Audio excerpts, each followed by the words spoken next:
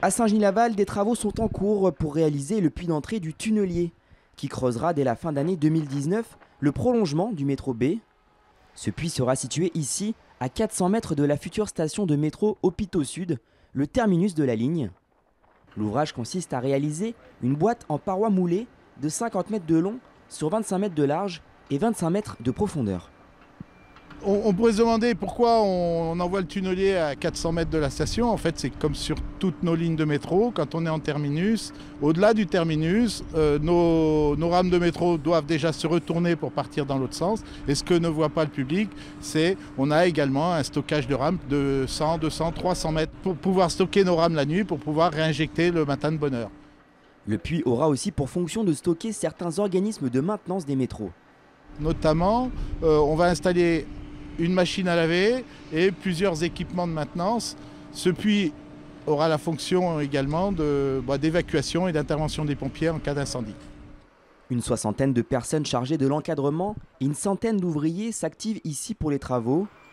L'ouvrage a pour particularité d'être situé là où un très vieux glacier a fondu il y a plusieurs milliers d'années et déposé des blocs de granit à une vingtaine de mètres de profondeur. Pour réaliser la paroi moulée, la benne qui extrait les matériaux se trouve donc souvent bloquée. Donc ici, on a une machine un peu particulière qui est une énorme foreuse, dont le travail c'est de détruire les blocs dès qu'il en apparaît un pour que la machine qui fore, la machine de paroi moulée, puisse avancer. Donc on a une benne qui creuse, quand ça bloque, cette machine vient, c'est une foreuse, elle détruit le bloc et la machine à creuser se remet en place. Cette première phase de travaux durera jusqu'en novembre 2019. L'arrivée du métro à Saint-Genis-Laval, Hôpitaux Sud, est de son côté prévue pour 2023.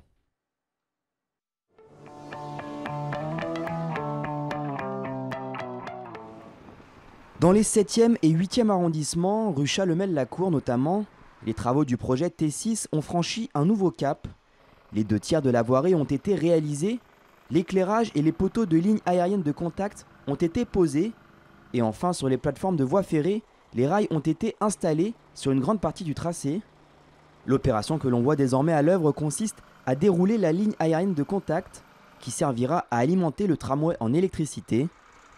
Pour ce faire, un matériel très spécifique est utilisé pour la manœuvre, un rail-route. Donc en fait c'est un camion avec une plateforme élévatrice qui peut à la fois rouler sur les rails, donc être dans le sillon des rails et pas déranger l'entreprise qui travaille à côté sur la voirie, et puis ensuite reprendre la circulation normale pour quitter le chantier. Des rails restent encore à être posés sur le linéaire et tous les travaux de voirie n'ont pas été effectués. Pour qu'ils s'opèrent dans les meilleures conditions pour les automobilistes, des chantiers coup de poing se dérouleront donc durant les vacances de février et de Pâques, lorsque la circulation est moins dense. Et bien qu'à certains endroits la voirie ne soit pas terminée, la phase de finition avec les plantations est déjà bien entamée, comme on le voit ici dans le 7e arrondissement, près du collège Gabriel Rousset. À partir de la fin de l'année dernière, on a démarré les plantations sur l'ensemble de la ligne. Et après les arbres d'alignement sur Challemel-Lacour, on est en train de faire les zones un peu plus boisées sur les placettes. Et donc notamment ici au carrefour Challemel-Lacour, boulevard Artillerie. À l'échelle du projet, plus de 600 arbres vont être plantés, auxquels il faut ajouter les 230 qui ont pu être conservés. Sur les 7 km de longueur que compte le tracé T6, ce sont au total 40 espèces d'arbres qui jalonneront ainsi l'itinéraire des voyageurs.